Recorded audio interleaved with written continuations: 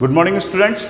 हमने बात की थी मानव भूगोल प्रकृति एवं विशेष क्षेत्र में।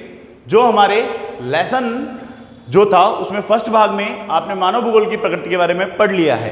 अब हम बात करेंगे मानव भूगोल की प्रकृति के बारे में। किसके बारे में बात करेंगे बेटा? मानव भूगोल की प्रकृति के बारे में। किसके बारे में बात करेंगे? मानव भूगोल की प्रकृति।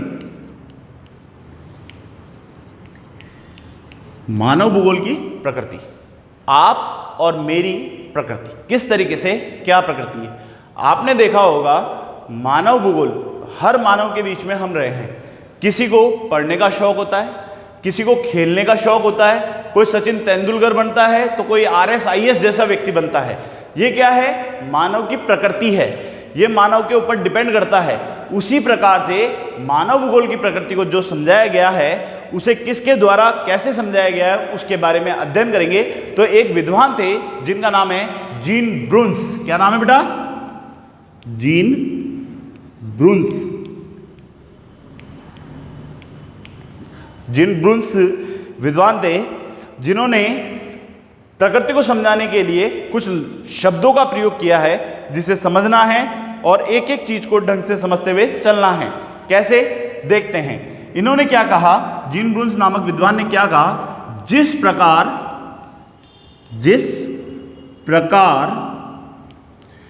कीमत का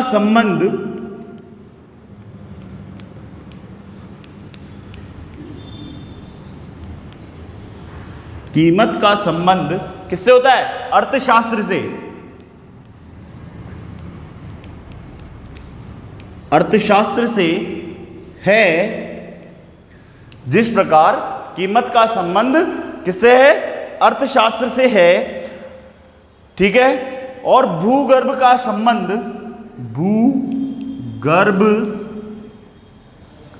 भूगर्भ शास्त्र का संबंध, भूगर्भ शास्त्र का संबंध चट्टानों से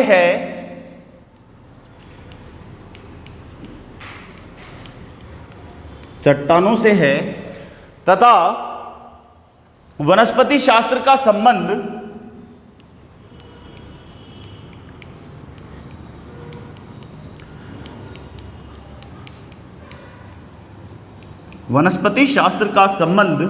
पौधों से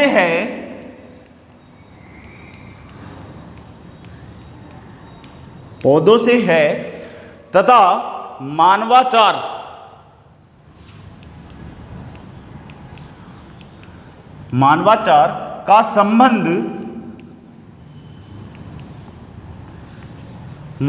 का संबंध जातियों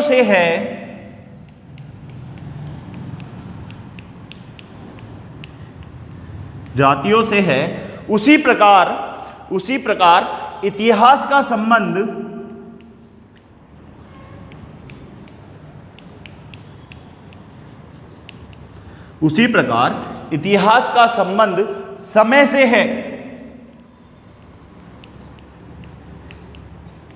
समय से है, तथा भूगोल का संबंध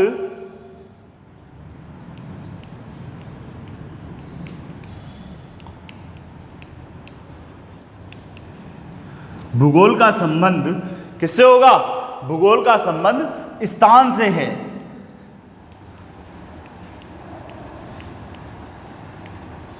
भूगोल का संबंध किससे बेटा? स्थान से है। अब पहले हम इन लाइनों के बारे में समझेंगे, फिर उसके बाद में आगे की प्रक्रिया देखेंगे। जो आपके मानव भूगोल की प्रकृति है उसे जीन ब्रून्स ने इन लाइनों में पूर्णतया स्पष्ट कर दिया है। अब समझना इसी को है कि किस प्रकार जीन ब्रून्स ने अपनी बातों को स्पष्ट किया और इस बातों को किस तरीके से बताया। अब एक एक लाइन लेते चलेंगे और उसको समझते हुए चलते हैं। जैसे पहली लाइन, जिस प्रकार कीमतों का संबंध अर्थशास्त्र है, इकोनॉमिक्स का संबंध मनी पावर से है। किससे बेटा? जिसका संबंध मनी पावर से। अर्थशास्त्र को चलाना कीमतों के ऊपर डिपेंड करता है। किस पे डिपेंड करता है? कीमतों पर। जब बाजार में कीमत अच्छी होगी तो अर्थशास्त्र अच्छा चलेगा, मार्केट अच्छा चलेगा तो लोग बागों के पास पूंजी अधिक रहेगी। अभी वर्तमान परिदृश्य को देख करके अगर बात की जाए तो तो आप लोगों को पता है, लोग बाग कह रहे हैं मंदी का दौर है, मंदी का दौर है। उसका मंदी का दौर होने का कारण क्या है? हमारी जो कीमतें हैं, जो मनी पावर है, वो कमजोर हो चुकी है, लोग बाग बेरोजगार हो चुके हैं। इस वजह से हमारी अर्थशास्त्र कमजोर होता जा रहा है, हमारी इकोनॉमिकल कंडीशन कमजोर होती जा रही है। नेक्स्ट लाइन देखेंगे, भूगर्भ शास्त्र का संबंध चट्टानों से है। भूगर्भ शास्त्र मतलब धरातल के अंदर भाग की बात कर रहे हैं, धरातल के आंतरिक भाग की बात कर रहे हैं, क्योंकि मानव का संबंध धरातल से भी है, तो इस वजह से धरातल के अंदर की बात कर रहे हैं। तो उन्होंने कहा कि भूगर्भ शास्त्र का संबंध चट्टानों से है। आप लोगों ने पढ़ा होगा 11वीं में, कायांतरित चट्टान, रूपांतरित चट्टान, आगन्य चट्टान, अर्थात भूगर्भ का संबंध अर्थात पृथ्वी के अंदर का संबंध ज्ञात करने के लिए चट्टानों का रूप धारण किया जाता है। फॉर एग्जाम्पल, आपने 11वीं क्लास में पढ़ा होगा कि साहब पृथ्वी की आंतरिक संरचना को 3 भागों में बांटा है, सियाल, सीमान, नीफे। तो वो जानकारी किसने प्राप्त की थी? स्वेस ने प्राप्त की थी। उसी प्रकार जीन ब्रून्स ने कहा किसी भी जगह का संबंध अर्थात भूगर्भ के अंदर की जानकारी प्राप्त करनी है तो उसको प्राप्त करने के लिए क्या साक्ष्य है? चट्टानें साक्ष्य है। उन चट्टानों के द्वारा हम भूगर्भ के अंदर के बारे में जानकारी प्राप्त कर सकते हैं। नेक्स्ट है, वनस्पति शास्त्र का संबंध पौधों से है, अर्थात वनों की जानकारी या वनस्पतियों के बारे में जानकारी प्राप्त करने के लिए पेड़ पौधों की जानकारी होना अनिवार्य है, जब ही जाकर के वनस्पति शास्त्र का अध्ययन होगा। जैसे आप लोग किसान वर्ग से डिपेंड करते हैं, हम लोग अधिकांशतया भारतवर्ष में 70% व्यक्ति खेती के ऊपर डिपेंड करता है। अगर हम खेती मौसम के अनुसार ना करके अनेक रूप से करने लग जाएं, जैसे शीतकालीन की जो फसल है वो ग्रीष्मकाल में लेना चाहें, ग्रीष्मकाल की जो फसल है वो आपके वर्षा ऋतु में लेना चाहें, तो इस तरीके की समस्याओं का सामना करना पड़ेगा। तो ऐसी समस्याओं का सामना करने से बचने के लिए वनस्पति शास्त्र अर्थात पेड़ पौधों की जानकारी होना अनिवार्य है। और उसका अनिवार्य होना कैसे है कि जब हम वनस्पति शास्त्र का अध्ययन कर रहे हैं तो उसमें पेड़ पौधों के बारे में जानकारी हमें उपलब्ध होनी चाहिए। नेक्स्ट देंगे, मानवाचार अर्थात मानव और हमारे विचार। जैसे आप और मेरे विचार, मैं आपको पढ़ा रहा हूं, मेरी बात आपको समझ में आ रही है, ये विचार है। किसी व्यक्ति को आप अपनी बात कह के समझा रहे हैं, ये विचार है। तो मानवाचार का संबंध जातियों से है। कैसे? मैं इस क्लास में बैठ के आप सबको पढ़ा रहा हूं, तो इसमें पढ़ने वाला हर व्यक्ति अलग अलग जाति से संबंधित है और पढ़ाने वाला व्यक्ति भी अलग अलग जाति से संबंधित होता है। पर हम सब मिलकर के क्या विचार व्यक्त कर रहे हैं, किस तरीके से विचार व्यक्त कर रहे हैं, वो कहलाता है मानवाचार। तो मानवाचार का संबंध जातियों से है। जब सारी जातियां आपस में मिलकर के परस्पर मिलती है तो मानव भूगोल का निर्माण करती है। किसका निर्माण करती है? मानव भूगोल का निर्माण करती है। उसी प्रकार इतिहास का संबंध समय से है। एक समय की बात है, एक समय की बात है, अर्थात इतिहास कह रहे हैं आप, पृथ्वीराज ने ऐसा किया, पृथ्वीराज चौहान ने ऐसा किया, तो अर्थात इतिहास का संबंध जो किया जाता है वो समय से बताया जाता है। और अंतिम में जो हम बात करना चाह रहे हैं मानव भूगोल की, तो मानव भूगोल का संबंध स्थान से है। कैसे? हमारे यहाँ पर गर्मी है तो सर्दी किस स्थान पर होगी, ठीक है। आज हमारे यहाँ वर्षा हो रही है तो कहाँ पर वर्षा नहीं हो रही, स्थान विशेष से है, ठीक है। कोविड-19 के सबसे ज्यादा मरीज किस स्थान पर है, अर्थात भूगोल का संबंध, मानव भूगोल का संबंध स्थान को ध्यान में रख के किया जाता है। तो स्थान को ध्यान में रख करके अंतिम पंक्तियों में जीन ब्रून्स कहते हैं कि साहब भूगोल का संबंध केंद्र बिंदु स्थान से है, जिसमें कहां क्यों जैसे शब्दों का प्रयोग किया जाता है। कौन से शब्दों का प्रयोग किया जाता है? कहां, क्यों, कैसे, कहां और क्यों शब्दों का प्रयोग किया जाता है। कहां और क्यों शब्दों का प्रयोग इसलिए किया जाता है बेटा कि जब तक भूगोल में कहां और क्यों शब्द का प्रयोग नहीं किया जाएगा, कैसे, सर्वाधिक फसल कहां की जाती है, क्यों की जाती है, सर्वाधिक मानव कहां रहते हैं, क्यों रहते हैं, किस स्थान पर सर्वाधिक वर्षा होती है, कहां पर वर्षा सर्वाधिक होती है, क्यों होती है। ये दो शब्दों का प्रयोग जब तक नहीं किया जाएगा तो भूगोल विषय की प्रकृति को जानना संभव नहीं है। अब एक बार वापस हम मानव भूगोल की प्रकृति के बारे पर प्रकाश डालेंगे और समझेंगे कि मानव भूगोल की प्रकृति क्या है। एक बार स्पष्ट रूप से समझते हैं। मानव भूगोल की प्रकृति को समझाने वाले व्यक्ति थे जीन ब्रून्स, जिनने अपनी परिभाषा दी, जिस प्रकार कीमतों का संबंध अर्थशास्त्र से है, अर्थात पैसे का संबंध अर्थशास्त्र से है। हमारे देश को चलाने के लिए सबसे बड़ी चीज है कीमत, कि किस तरीके से हम कीमतों का आधार लेकर के चलते हैं। दूसरा, भूगर्भ शास्त्र का संबंध चट्टानों से है, अर्थात भूमि के आंतरिक संरचना की जानकारी प्राप्त करनी है तो उसके लिए हमें चट्टानों की जानकारी होना जरूरी है। नेक्स्ट है वनस्पति शास्त्र का संबंध पौधों से है, अर्थात पेड़ पौधों का जानना है तो वनस्पति शास्त्र के बारे में जानकारी प्राप्त होगी। मानवचार का संबंध जातियों से है, मानवचार का संबंध जातियों से है, अर्थात मानव के बारे में जानना है तो जातियों का अध्ययन करना भी अनिवार्य है। और इतिहास का संबंध समय से है, क्योंकि इतिहास हमेशा समय को दोहराता है। इस तरीके से इतिहास का संबंध समय पर निर्भर करता है और भूगोल का संबंध स्थान से है, क्योंकि वहाँ से कहाँ और क्यों जैसे शब्दों का निर्माण होता है। यह आपके मानव भूगोल की प्रकृति है जिसके बारे में मैंने आपको बताया। ये परिभाषा आपको याद करनी है, साथ के साथ आपको इसको अपनी कॉपी में उतारनी है।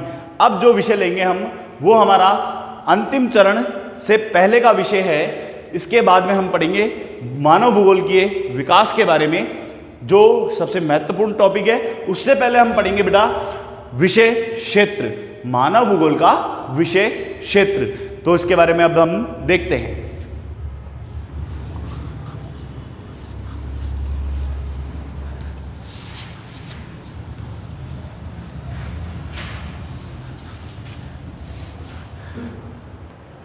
हाँ बेटा, अब देखिए आप लोग, अब अपन बात कर रहे हैं मानव भूगोल के विषय क्षेत्रों के बारे में। इस चित्र का अध्ययन आपको करना है। यह आपकी पुस्तक के अंदर चित्र संख्या 1.1 दे रखी है। कौन सी दे रखी बेटा? चित्र संख्या 1.1 दे रखी है आपकी किताब के अंदर। यह आपको अपने नोटबुक में भी बनाना है, यह चित्र बनाना है और इसको समझना है। क्या है? देखिए, पहला इसमें आपको दे रखा है जनसंख्या। जनसंख्या के बारे में बात करेंगे कि मानव भूगोल में सबसे पहला टॉपिक है जनसंख्या। क्या चीज है बेटा? जनसंख्या। अब मानव भूगोल में जब विषय क्षेत्र की बात करेंगे तो इसमें पहला आता है जनसंख्या। किस क्षेत्र विशेष में जनसंख्या सर्वाधिक है, किस क्षेत्र में जनसंख्या कम है, क्यों, क्या कारण है कि वहां जनसंख्या ज्यादा है और क्या कारण है कि वहां जनसंख्या कम है। अर्थात मानव का किसी स्थान विशेष पर निवास करना जनसंख्या कहलाता है। कैसे?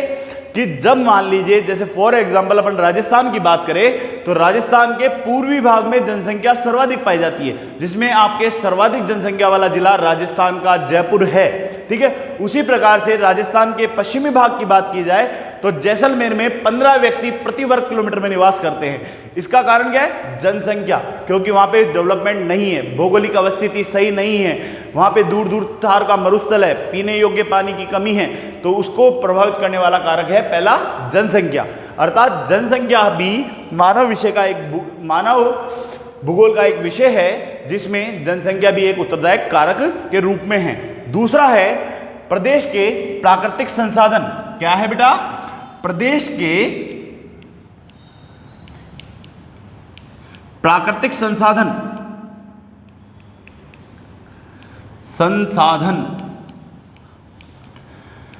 इसमें क्या है? दूसरा हमारे प्रदेश के प्राकृतिक संसाधन। कैसे? हमारे देश में, हमारे प्रदेश में या हमारे राज्य में किस प्रकार के कौन कौन से संसाधन हमें प्राप्त हो रहे हैं। जैसे मान लीजिए राजस्थान में, जैसे बाड़मेर में तेल निकला है, ठीक है, बाजरे की सर्वाधिक कृषि की जाती है। ठीक है, इस तरीके के हमारे जो प्राकृतिक संसाधन हैं, यहाँ प्राप्त होने वाले बहुत से खनिज है। राजस्थान को अजायब घर कहा जाता है, राजस्थान को खनिजों का अजायब घर कहा जाता है। तो अर्थात प्रदेश में खनिज प्राप्त होते हैं। इस प्रकार से, इस कारण से प्रदेश के प्राकृतिक संसाधनों के रूप में जाना जाता है। तो प्रदेश के जो प्राकृतिक संसाधन हैं उनके बारे में भी अध्ययन करना मानव भूगोल का एक विषय रहा है। मानव भूगोल के विषय में प्रदेश के प्राकृतिक संसाधनों का भी अध्ययन किया जाता है, क्षेत्र विशेष से संबंधित किया जाता है। जैसे तांबे का उत्पादन सर्वाधिक खेतड़ी झुंझुनू में किया जाता है। ये एक उदाहरण है इसका कि प्रदेश के सर्वाधिक प्राकृतिक संसाधनों का उपयोग कैसे किया जाता है। अर्थात जनसंख्या को भी प्राकृतिक संसाधन प्रभावित करते हैं। कैसे करते हैं? जहां पर प्रदेश में प्राकृतिक संसाधन होंगे, आप लोग वहां रहना अधिक पसंद करेंगे, वहां पर निवास करना अधिक पसंद करेंगे, आपका बसाव सर्वाधिक मात्रा में रहेगा।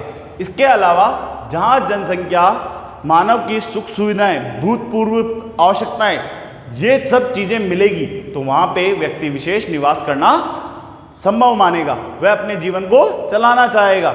इस प्रकार प्रदेश के प्राकृतिक संसाधन भी मानव भूगोल की मूलभूत आवश्यकताओं में गिनती की जाती है। नेक्स्ट आता है सांस्कृतिक वातावरण। नंबर 3 पे आता है बेटा सांस्कृतिक वातावरण।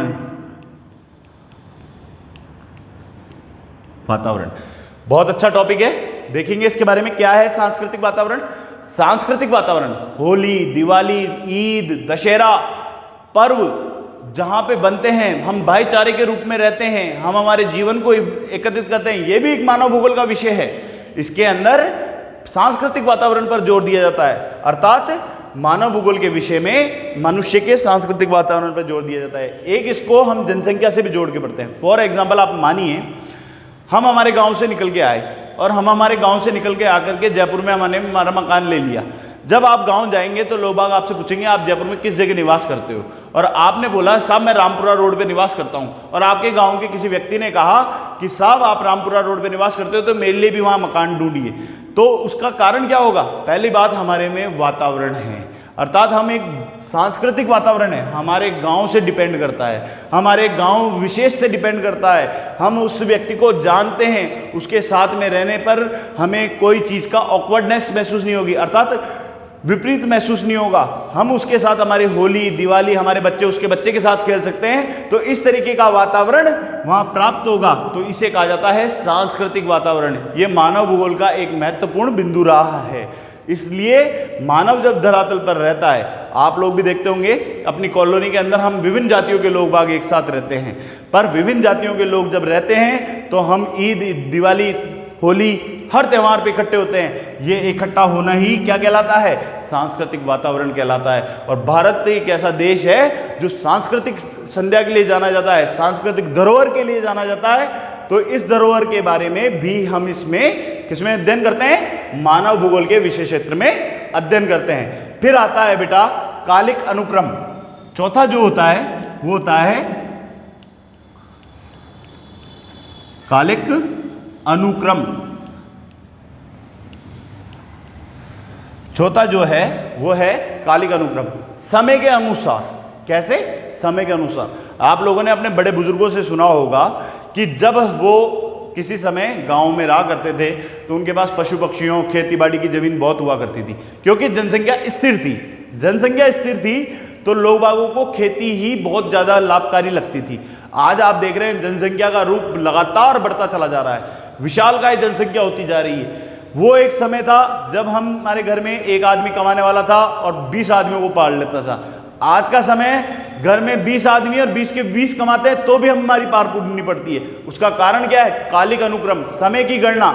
जब उस समय महंगाई नहीं थी, उस समय व्यक्तियों की आवश्यकता नहीं थी, व्यक्ति जानते नहीं थे कि किस प्रकार से उनको अपना जीवन चक्र चलाएगा। पर जैसे जैसे विज्ञान ने हमारी तरफ बढ़ोतरी की, हम कालिक अनुक्रम में बदलते चले गए। हमारी आवश्यकताएं बढ़ने लगी, हमारे खर्चे बढ़ने लगे, और समय के अनुसार हम भी धीरे धीरे हमारे विषय क्षेत्र को बढ़ाने लगे। कैसे?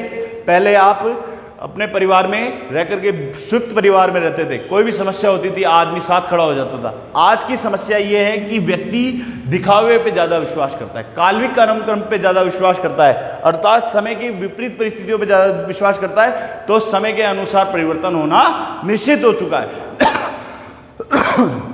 नेक्स्ट है बेटा पांचवा आपका समायोजन। समायोजन व प्रादेशिक संगठन। जो हमारा टॉपिक है समायोजन व प्रादेशिक संगठन। क्या होता है समायोजन व प्रादेशिक संगठन? आप लोगों ने छोटी क्लास में पढ़ा होगा कि किस प्रकार आप लोग एक रिसाइकलिंग पॉइंट पढ़ा होगा, खाद्य जाल, कि सांप बाज खा रहा है तो बाज किसी और को खा रहा है, शेर किसी खरगोश को खा रहा है, तो समायोजन अर्थात एक रिसाइकलिंग पॉइंट चलता था। उसी प्रकार से मानव भूगोल में भी एक समायोजन होना जरूरी होता है। और वर्तमान में समायोजन को किस रूप में देखा जा रहा है आप लोग भी देख सकते हैं। कैसे? लगातार आपने प्रकृति का विनाश करना शुरू किया, प्रकृति को आपने आघात पहुंचाया, लोग बाग शाकाहारी से मांसाहारी के रूप में बनने लगे और उन्होंने धीरे धीरे धीरे इस प्रकृति को नुकसान पहुंचाना शुरू कर दिया और उस वजह से प्रकृति का समायोजन बिगड़ गया। और आज ये सिचुएशन में हम लोग बैठे हैं कि इस समस्या को हम लोग किस प्रकार से झेल रहे हैं, उसका कारण है मानव के द्वारा समायोजन व प्रादेशिक संगठन को नष्ट कर दिया गया है। अर्थात हम लोगों ने प्रकृति के साथ मिलकर के इस प्रकृति के बारे में जाना नहीं, इस प्रकृति के बारे में पहचाना नहीं, मानव ने प्रत्येक रूप से अपने बारे में जाना और सिर्फ उसको नुकसान पहुंचाया और आज इसका अनुक्रम हम देखने के लिए मिल रहे हैं। नेक्स्ट है आपका छठा टॉपिक है दूसरे प्रदेशों से संबंध। दूसरे प्रदेशों से संबंध। क्या है साहब आपका छठा पॉइंट? दूसरे प्रदेशों से संबंध। इसमें क्या बात करेंगे कि मान लीजिए हमारे देश में या हमारे प्रदेश में किसी संसाधन की कमी है तो हम दूसरे प्रदेशों से उन संसाधनों को प्राप्त करके हमारी आवश्यकता की पूर्ति कर सकते हैं। इसके लिए क्या है कि आपको दूसरे देशों के साथ संबंध मजबूत होने चाहिए। तो दूसरे देशों के साथ जब आपके संबंध मजबूत होंगे तो दूसरे देशों के साथ संबंध मजबूत होने के साथ साथ आप दूसरे देशों के सद्भावना उठा सकते हैं, उनका उपयोग उठा सकते हैं, उनके संसाधनों का उपयोग उठा सकते हैं। तो अर्थात छठा टॉपिक जो आपका है वो है दूसरे प्रदेशों से संबंध। इसमें दूसरे प्रदेशों के द्वारा हम किसी वस्तु को मंगाना हो, जैसे हमारे यहाँ से किसी वस्तु का निर्यात किया जाता है, आयात किया जाता है, तो उसके लिए हमें दूसरे देशों से अच्छे से मधुर संबंध रखने पड़ते हैं। जैसे एक छोटा सा उदाहरण देके बताऊं, अभी हमारे पीपी किट मंगवाए गए, कोविड-19 के टाइम पे पीपी किट मंगवाए गए, कहाँ से? चीन से। तो उसके लिए हमारे संबंध होना आवश्यक होते हैं। अगर हमारे संबंध अच्छे नहीं होते तो आज हम जो किट्स वगैरह की व्यवस्थाएं या दूसरे देशों से हमने जो मशीनें मंगाई वो नहीं मंगा सकते थे। इस तरीके की सुविधाओं के कारण हमें दूसरे देशों से संबंध बनाना भी आवश्यक होता है। ये मानव भूगोल के विषय क्षेत्र है। अब हम आपको ये बताएंगे कि किस प्रकार हमें इसका रिवीजन करना होता है। इस रिवीजन को ध्यान में रखने के लिए एक बार देखेंगे।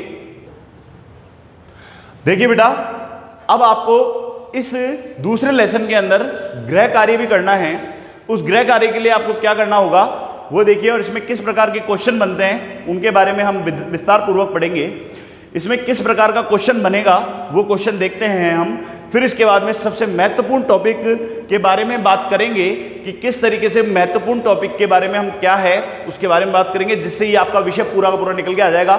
अब हम एक क्वेश्चन देख रहे हैं, उस क्वेश्चन के अंदर किस प्रकार से आपका इसका आंसर देना है उसको आपको गृह कार्य में भी करना है। साथ के साथ मैंने आपके लिख दिया है चित्र संख्या 1.1 आपको अपनी कॉपी में दिखानी भी है, दर्शानी भी है। साथ के साथ ये बड़ा प्रश्न भी आपके बनता है। इन 6 टॉपिक के अंदर आपको बड़ा प्रश्न का अध्ययन भी करना है, इसको आपको रिवीजन भी करना है, याद भी करना है तथा कॉपी में भी अंकित करना है। इसके साथ आपको बड़ा क्वेश्चन किस प्रकार से आएगा वो मैं बोर्ड पे लिख देता हूं। उस बोर्ड पे लिखे हुए क्वेश्चन को आपको अपनी गृह कॉपी में करके भी लेके आना है, जिसमें आपके तीनों टॉपिक कंप्लीट होंगे, मानव भूगोल, प्रकृति और विषय क्षेत्र। ये तीनों टॉपिक जिस प्रश्न में मैं दे रहा हूं उसमें वो कंप्लीट होंगे। क्या क्वेश्चन है वो देखते हैं।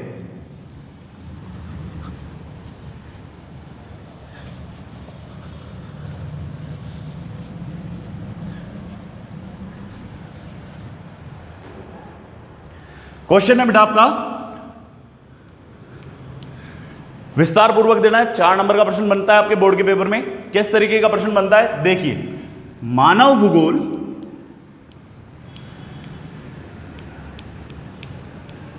को परिभाषित करते हुए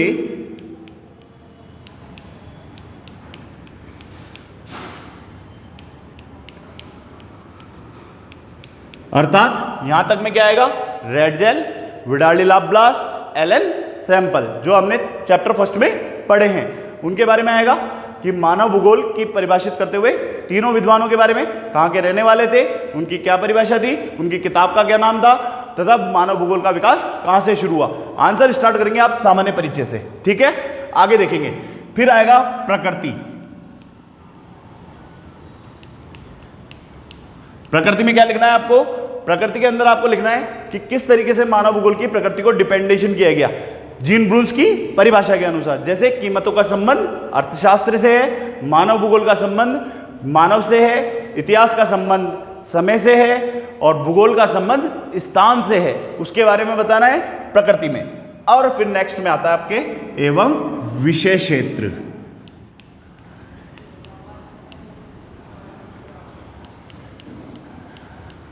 विषय क्षेत्र, और विषय क्षेत्र में आपके 6 के 6 टॉपिक बाय डायग्राम आपको समझाना है। इस प्रकार इस प्रश्न का आंसर दिया जाएगा बोर्ड में।